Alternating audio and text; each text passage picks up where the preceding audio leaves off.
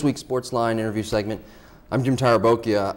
It's been like 15 to 20 degrees the last week here in the Pennsylvania area. The swimming team just got off a training trip in Puerto Rico.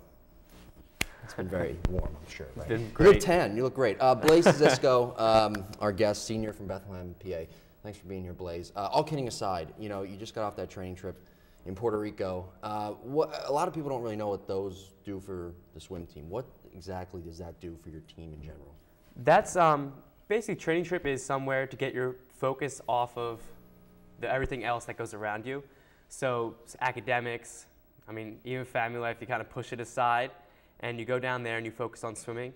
And the weather's nice. As much as everyone says the weather helps you, it's all about the swimming, and you don't really get a chance to go to the beach that often. You're usually sleeping.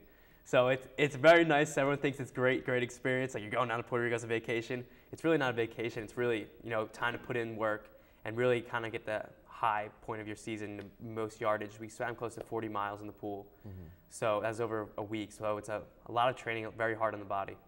I would imagine there is, you mentioned that it was warm. There's got to be some type of advantage to training down there rather than training up north, correct? Basically, it's for us to get outside, so we're not staying in the room all the time. When we train, so we stay after here. We stay here after Christmas break. Not Christmas break, after the finals week. Right. And we stay here and train, and it is absolutely miserable because you go back, you eat, you stay in your dorm, you go back to the pool, and it just mentally drains you. Mm-hmm. So going down to Puerto Rico allows you to get out and kind of sit on the beach for 15, 20 minutes, a little bit longer, go to the pool if you like, and kind of let your mind free and go back to swimming afterwards. Oh, the beach, yeah. That's a far cry from where we are. You guys made a video. I'm being told you guys made this video, and it's supposed to be pretty cool. I saw a little bit of it. Can you tell me more about that video? So my friend Eddie Carnes, who was a former swimmer, he graduated last year, was really interested. He's doing the media coverage for swim team, so he's really interested in this video camera called a Hero 3. And what it was is a program, a video camera that you put on your head, or on a kind of a stick, and you can kind of get like point of view picture. So he went under the pool and got us swimming under the pool, got us in the water, he got us lifting, he got us, I'm trying to think where else. He went surfing with a bunch of the guys, and he got a picture underwater touching a sea turtle. So he got a great vantage of kind of the daily life in Puerto Rico for us. Mm-hmm. It kind of looks good because he got all the good highlights. There's some down points, but yeah, he did a great job. Yeah, you keep them out. You make it look good. So. Yeah, you want to keep those out. Yeah. Okay, well, look, getting into you individually, you seem to have all these accolades the last few years, and every time I sit at that desk over there, I always seem to report that you have these, you did this time, and mentally, what state are you at when you're in that pool swimming?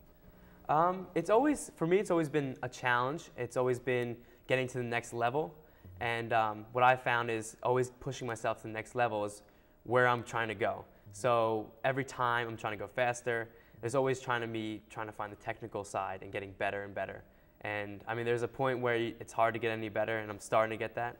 But it's just keep working forward.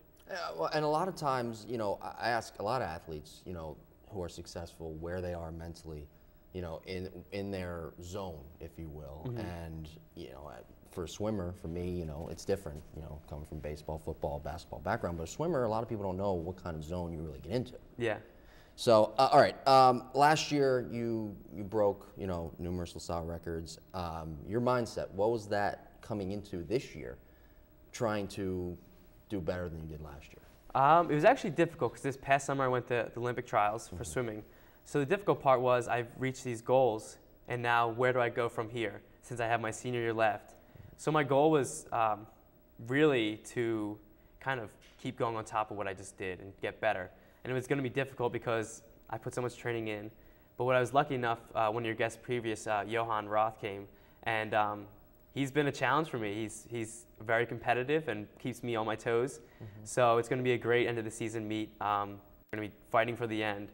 And I think that's it was great for me, and I'm sure it was great for him to get this extra training in, and something to push you forward, because I know for myself, if he wasn't here, I would have a lot harder time putting the training in, because I achieved a lot of these goals. Right. And it's hard to keep pushing when the end is February 23rd 2013, and that's the end of my swim career. That's it. That's the possibly. end. I mean, Possibly. I might swim some more, but Okay. I need a little break to get mentally back into it if I want to. Well, that was a great segue. Thank you for providing me with that. Now I'm going to ask you, when this is all said and done, your fantastic career is over, where do you plan on going to next? You know, the business world, career world, or are you going to keep swimming? Actually, I had an interesting talk. I was in the NCAA convention in Dallas this past 2 weeks ago, and Shaquille O'Neal was the keynote speaker, and he said he's always looking for challenges. And that's something, I'm the same type of person. I'm always looking for a challenge, the next phase. So I'm looking to go into business and maybe keep a little swimming on the side. It really depends on where my mental state is. But I want to do something I'm passionate about. And that's, I mean, I love challenges, and I'm going to look for the next thing that really challenges me to challenge my status quo. Well, that's interesting that Shaq said that, just like he did with Kobe. Yeah. I'm kidding. Just kidding. All right. You mentioned Johan Roth, too. My colleague, Bethany Rowe, she interviewed Johan, and if I'm not mistaken, I don't have the footage right here in front of me, but if I'm not mistaken, he said that swimming was not always his number one sport. Was swimming your number one sport growing up, or did you have something different? I actually was an ice hockey player until I was 12. And then you get a point in your career where you have to make a choice. And that was that point. I got pretty good at swimming, and I went to a meet at Texas. So it was a big travel trip. So I got more interested in that. And my friends all were swimming. So it kind of naturally went that way. And that was the direction. I would never thought I was swimming when I was 8 or 9. I thought I was going to be an ice hockey player. Oh, really? Okay. Yeah. So you're a good skater. I can right? skate, yeah. Me too. Okay.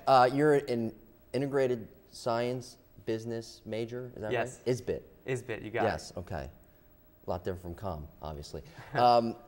So career-wise, when, I asked you before, what you're going to do after this season was over, but, in the future, looking ahead 5 years down the road, where are you going to be career-wise? My goal is to be I'm looking at sales engineering positions now. So it's basically a very strong technical background with a business kind of savvy. That's what I'm really looking to get into. Right now I'm kind of looking at General Electric, and they have types of business in energy.